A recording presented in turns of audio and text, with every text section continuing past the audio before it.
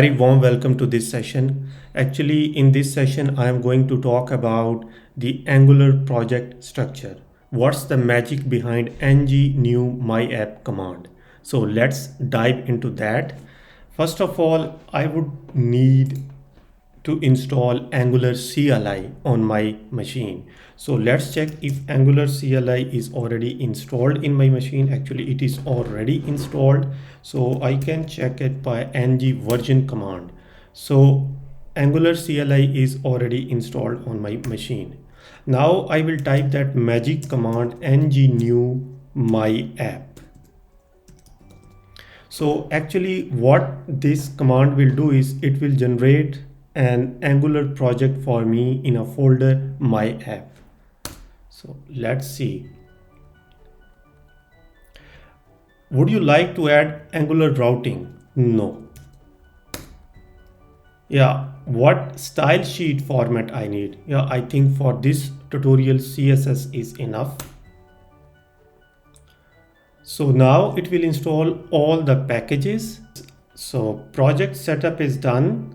Now I can change to my app folder and let's open this code in Visual Studio Code. So application is up, and first thing I would like to show you how this boiler code looks like. So I will run application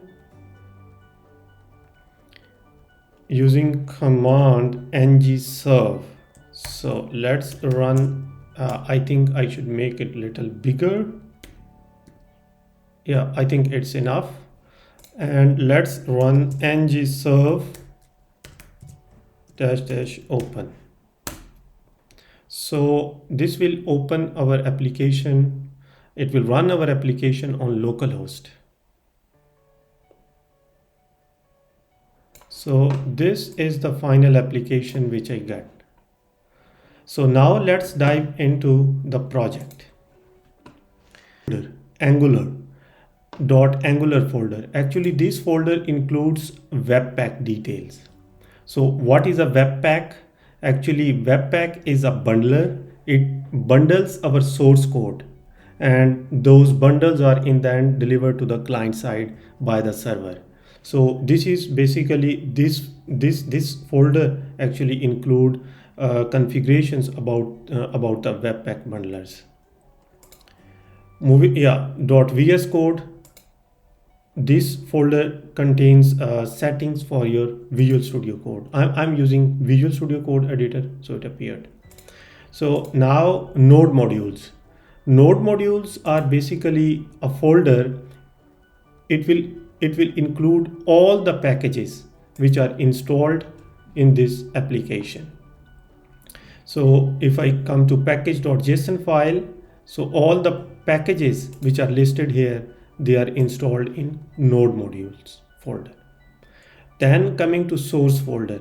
So this is the most fundamental part where we will spend most of our time while developing our application. In source folder, I have app folder. So this is the application folder. It includes all the components, all the features which we will write. So this contains basically our source code where we will add our components and feature details. I will come into the details of these files later on. So let's first go through folders. Assets, this include all the asset files, for example images or any other asset files which you want to use in your project. They came under this assets directory. Now coming to environments folder. Basically we run our software on different environments, for example development environment or production level environment. So to configure different set of environments, we use different environment variables. So those environments come under this directory. Now coming to fav icon. So this is the icon which usually appear on top of our tab. For example, if I show you this, so this is fav icon. So we can simply change it by using our icon, whatever we like. Now coming to index.html. So our root HTML file, which is served to the client. So here I'm using this app root component. So I will explain this in detail when I will be explaining the flow of the application. So main.ts file is like the root TypeScript file where actually it's actually the entry point of our application for the whole TypeScript code. So here bootstrap module, and we are using app module to bootstrap our application. Polyfills. So polyfills or like browser polyfills, this file basically is used for browser support. This file is for global CSS styles, so we can include all the global styles here. Test.ts, so this is basically the configuration file for our unit testing setup. So this is the entry point for our testing setup. You see here init test environment. So this is basically the entry point. So this was about the source folder. So I will come to this folder again once I explain all these configuration files, and then we will see the flow of our application, and we will also tweak some changes. So browser list. So this file include all the browsers, like it configures, and as it says, to adjust, it is used to adjust CSS and JavaScript output to support the specified browsers below. So editor config file, this is basically a general editor configurations which are used. Then git ignore, this is important file. This file include all the directories, all the files which you don't want to be captured by git software. So all the files, for example these node modules, we don't want these node modules to be a part of our git repo, so we exclude them, we write them here, and they are ignored by the git changes. Angular.json file, I also want to show you this outline here. As you see it here, this is very helpful using outline. So JSON file, in this JSON object angular.json, I have 4 big properties: schema, version, new project root, and projects. So this file is generally for a workspace level. So in workspace I can have multiple projects. So here I have only one project, my app, so it includes details for my app. So all the configurations for my app, for example, you see it here, they come under here. For example, project type, root, prefix, architect, and in architect we see all those options and configurations. You see them here, like serve command, test command, which we run on our application. So they come here. So that's pretty much about it, like it's a configuration for our Angular projects. So karma config.js, this file is basically a configuration for Karma. What is Karma? Karma is a test runner for Angular application. Karma is a tool basically which is used like all across software industry to run our unit testing. So we are using so Angular is using Karma tool, and this is for the configuration of Karma test runner. So now this package.json file and package.lock.json file, this is there is a very interesting difference. So package.json file include all your packages, right? We all know, for example, you see it here, it includes this script stack and then dependencies and dev dependencies. And package log.json file, it also includes, like it is also the same file, but the name is like package log.json file. Basically in package.json file, it include all the information of our packages, and in package log.json file, it logs basically all the versions, like the version numbers of our packages. So I can show you one more thing here. For example, if I delete this, I can also delete this one. It is also part of git ignore file. So if I delete this package log.json file and I delete this node modules folder. So this was also quite surprising for me when I came to know about this thing. So now our application definitely is not working. I control and I run command npm install. So when I run this command, it will install all my packages again and it will generate node modules folder and package log.json file again in this project. Npm install command has executed and we see node module folders again and package log.json file. So I think that's pretty much about it. So now coming to our, now we are left with readme file. Readme file include definitely its markdown file and it includes all your details about the project. So I just added this and save it.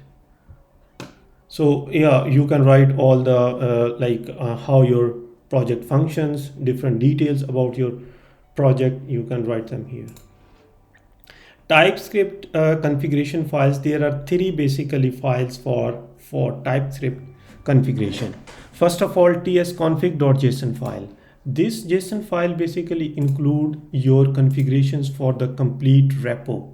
I mean the complete workspace. tsconfig.app.json, this include configurations specific to the application, specific to the project, right?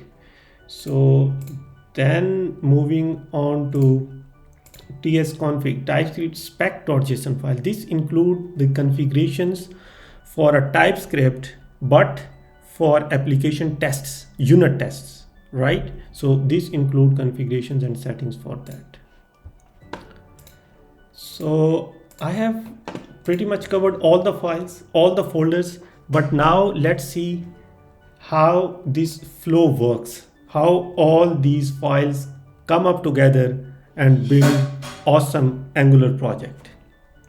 So the first, as I told you, index.html is served to the client and we see this on the client side. Right now index.html appears like it's just going to this app root component.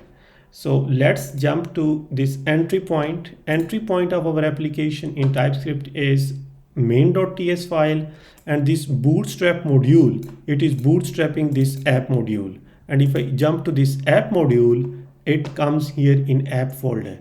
And this app module folder has this property.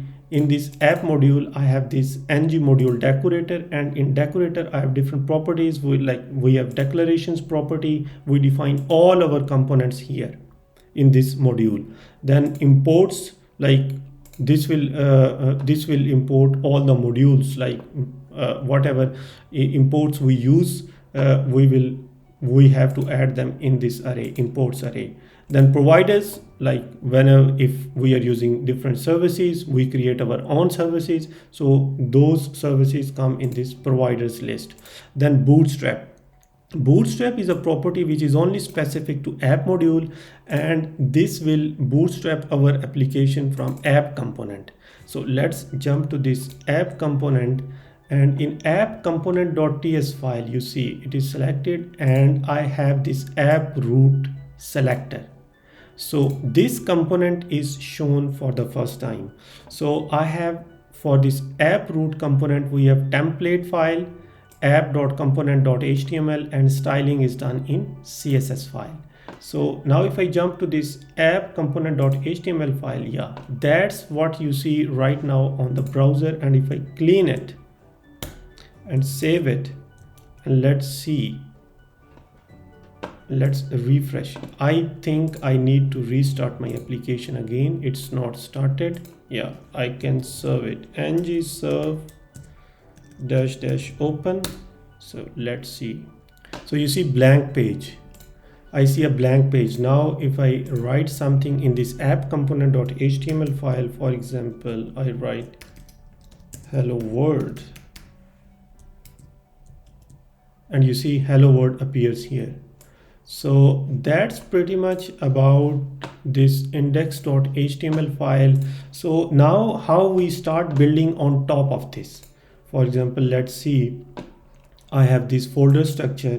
As I told you, this is the app folder, and in it I can create different components, different modules, different features, whatever I want to do. And then I can include all those features and components, and then yeah, we can just build on top of this basic structure.